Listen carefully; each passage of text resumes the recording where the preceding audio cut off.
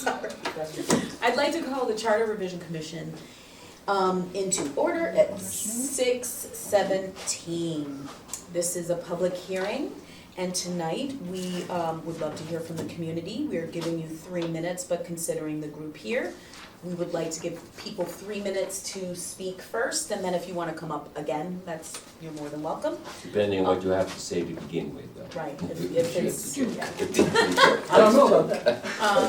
Also, there are, if you don't want to speak, I did leave index cards and pencils there if you wanted to write something down and give it to us at another time. There's also a sign-up sheet. Please make sure you put your first and last name as well as address. Thank you.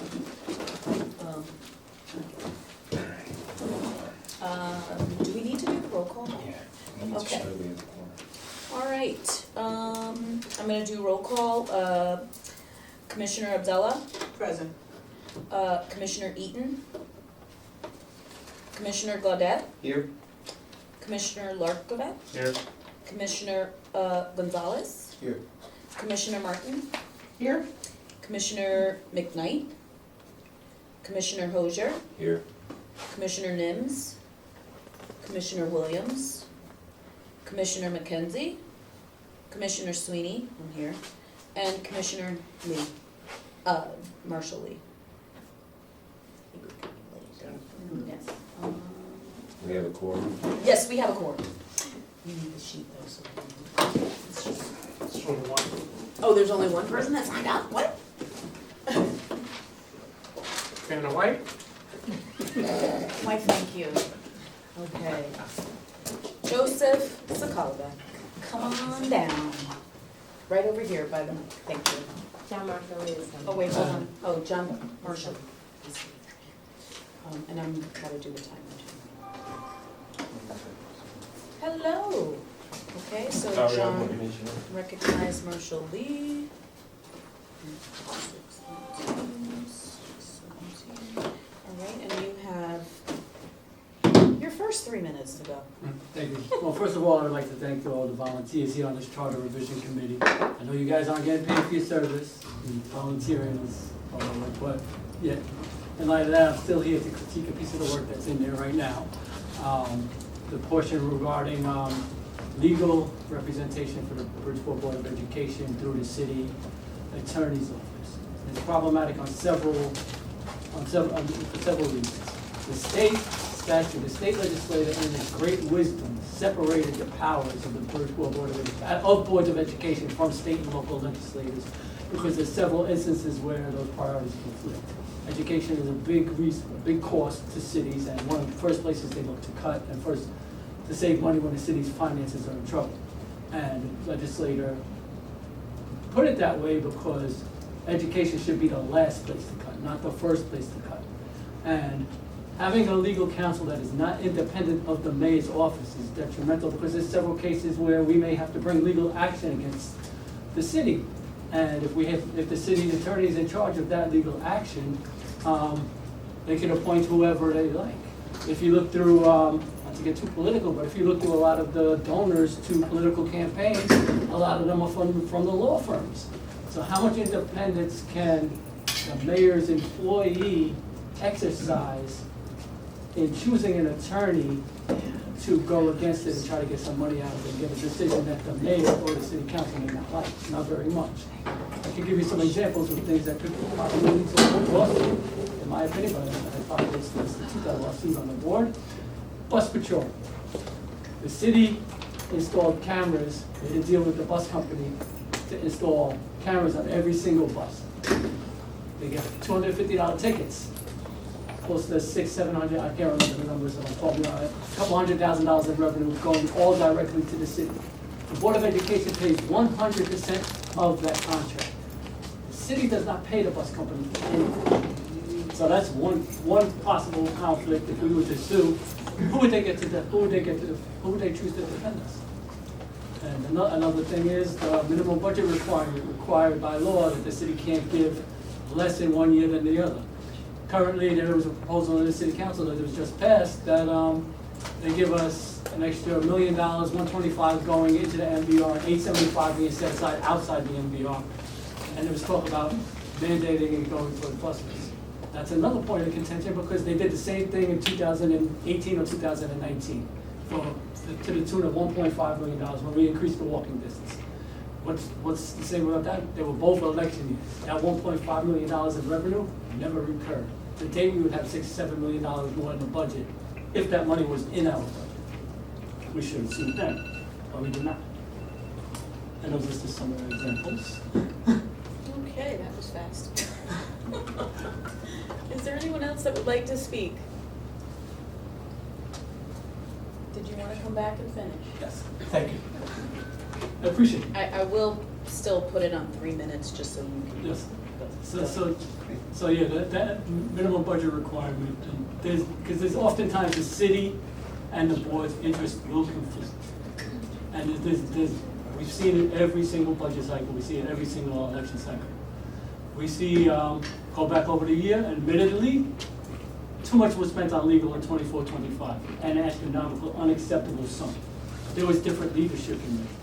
There was different leadership there. We cannot change a whole charter due to one term of leadership.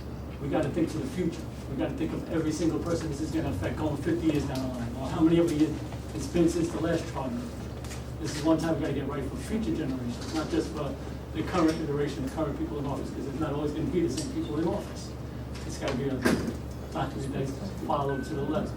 And those legal expenses were unnecessary for us, but we got different leadership now.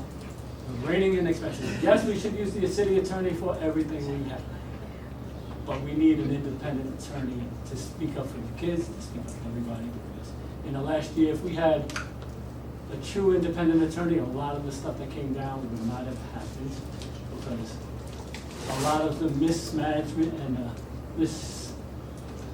was supported by the mayor. The mayor rode the school bus with the superintendent.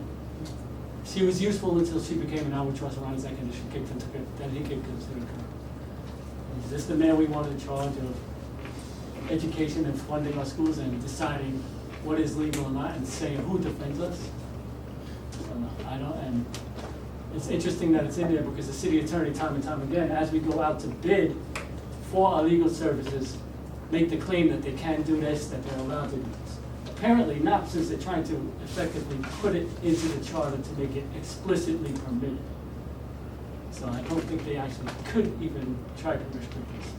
The money that comes to the Board of Education is spendable exclusively at the discretion of the Board of Education, and the city cannot dictate $1 that is spent towards education, because in the great wisdom, again, of the legislator, that power was imbued to the Board of Education.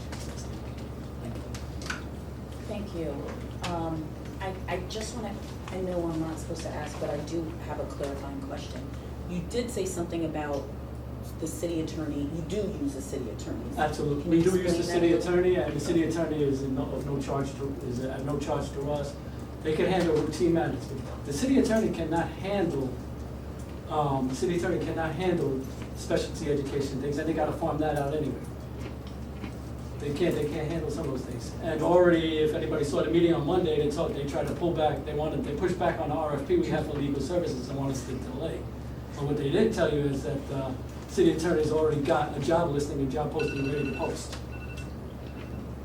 For the person. For education, legal attorney, so it's dependent upon how much that salary is. And what we still need to farm out is might increase costs.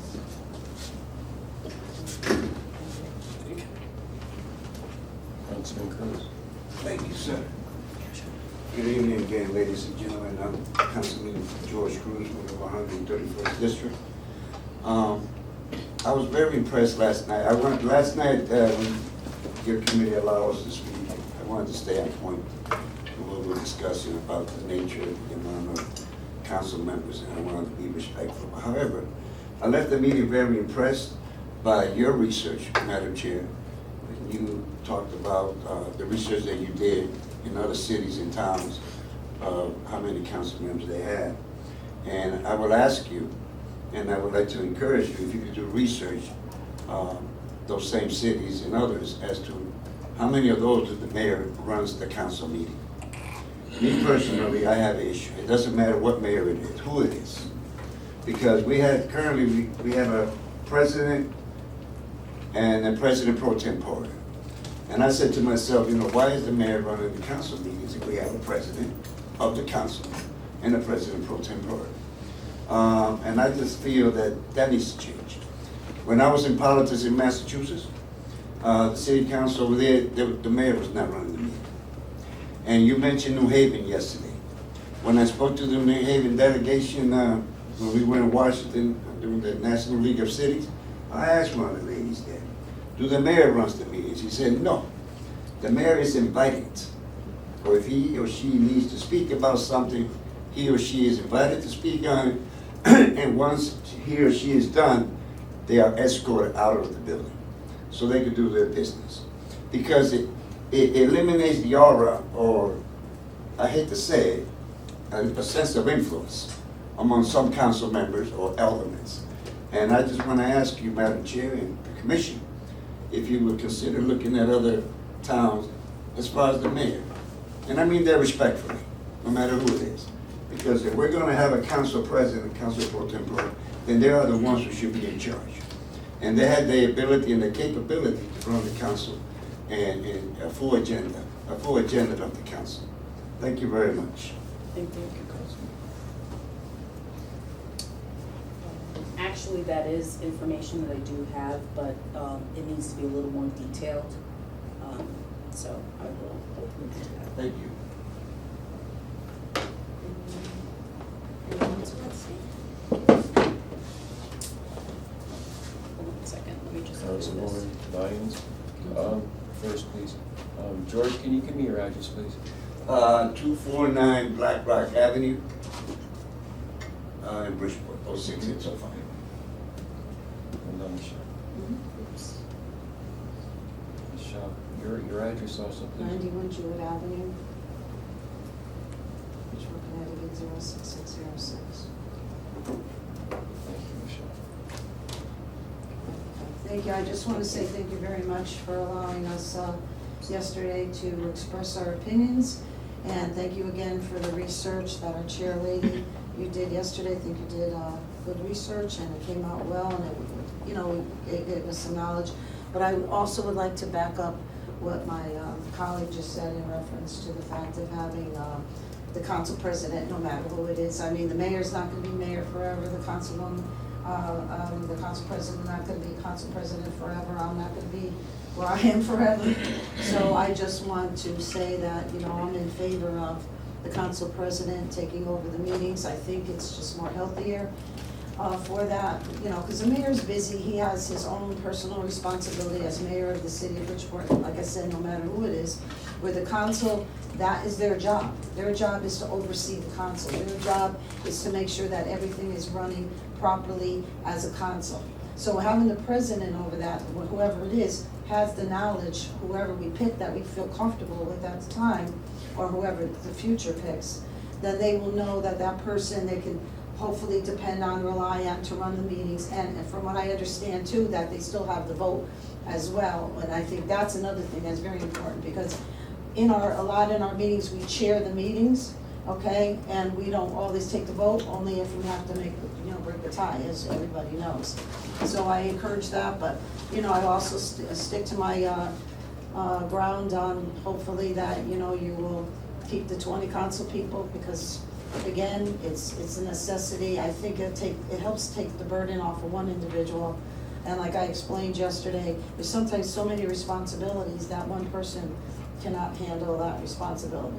I don't know the correct way of working out the minority representation, and I don't know how we can work that out, but I do agree that we should have a mixture of people, but that's why there's, like I said in my earlier speeches, in regards to this, that's why we live in America. We live in America, our soldiers fought, so everybody can run for office. So everybody has that way of doing it. Like I said, I had people that was brought to my attention yesterday. Yes, I was a Republican at one time. You all know the story. I don't have to go over it again.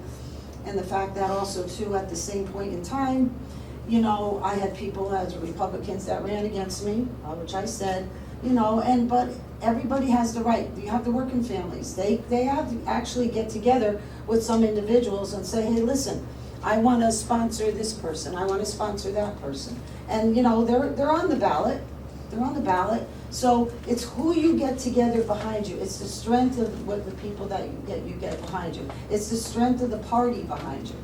So, but everybody still has the opportunity to run. So but as far as for us, that we need to have help. So thank you for your kindness and thank you for your help and appreciate all the work that you've done, because it's not easy, especially dealing with everybody. Thank you. Thank you.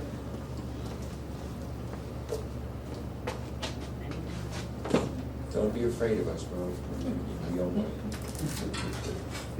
After the public has spoken, I'd like to make a comment, as I did at the North End Library.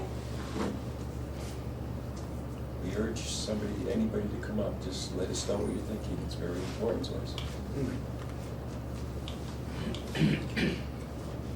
Commissioner Early. Thank you. I've gotten to know one person. Have you been introduced here?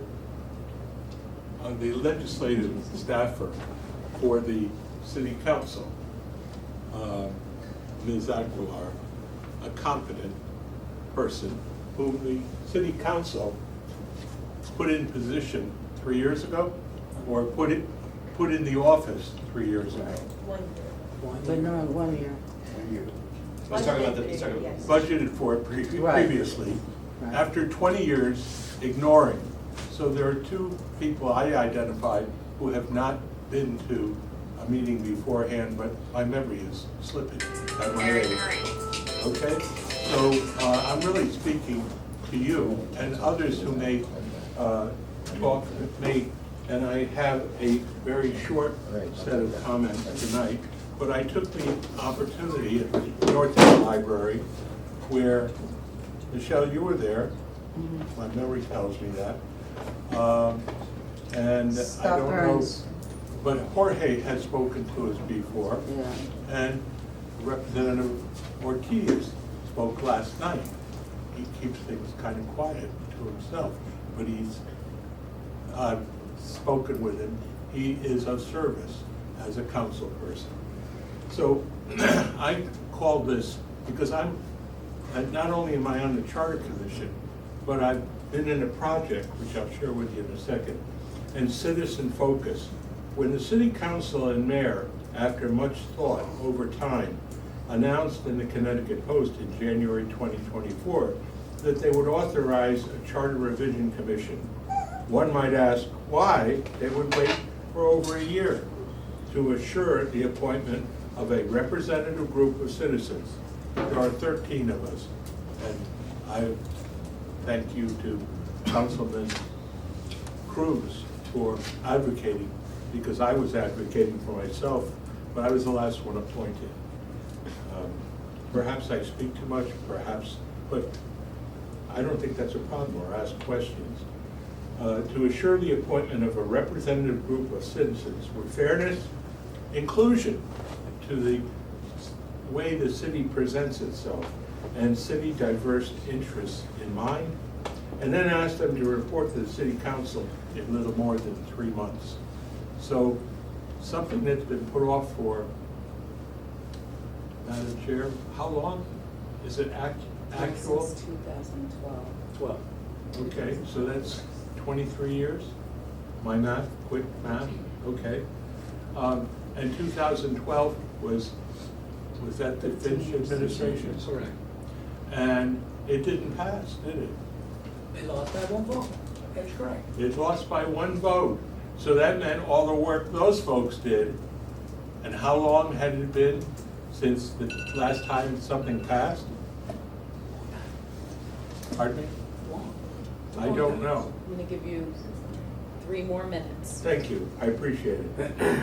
So, it's been a long time since a total program has been authorized, so I used to attend, I had more time, I used to attend Board of Ed, and Board of Ed having a separate budget, separate rules. This was not one of our areas of focus. What were? The charter review was obviously overdue. Focus has come down to civil service. That's the way we get people to do compensated work on behalf of the city for benefits and cash. It's been to the mayor and the city council, and the purpose there has been to modernize checks and balances to more current standards, which you heard mentioned by both Councilman Cruz and Councilperson. They're,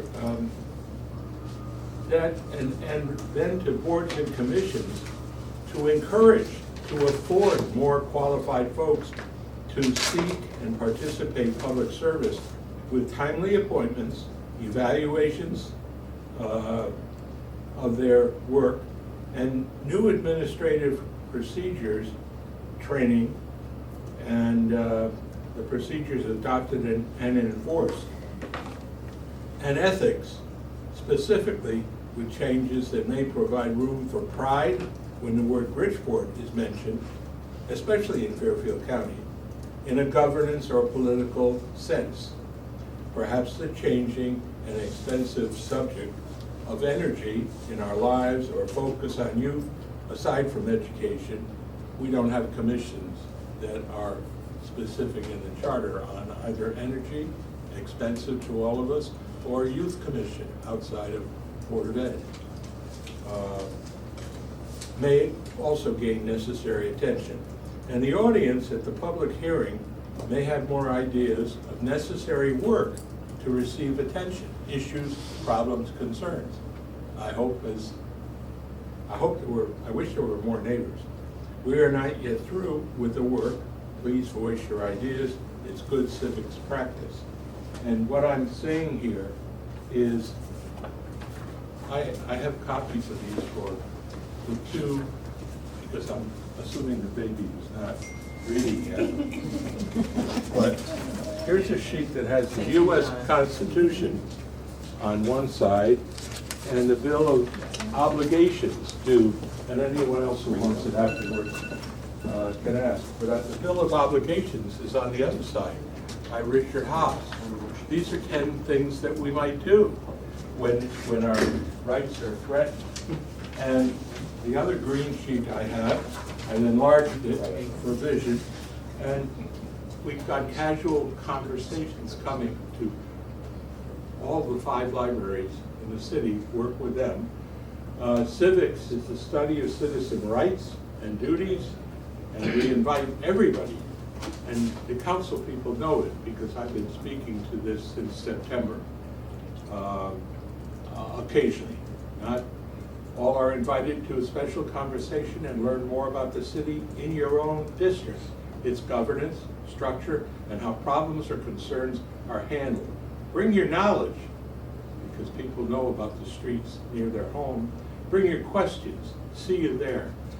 So what's convenient for you? If you've got 5 other people who are in your circle, have a specific Saturday or evening, 1-hour session. No agenda, no minutes. Keep the learning in your head.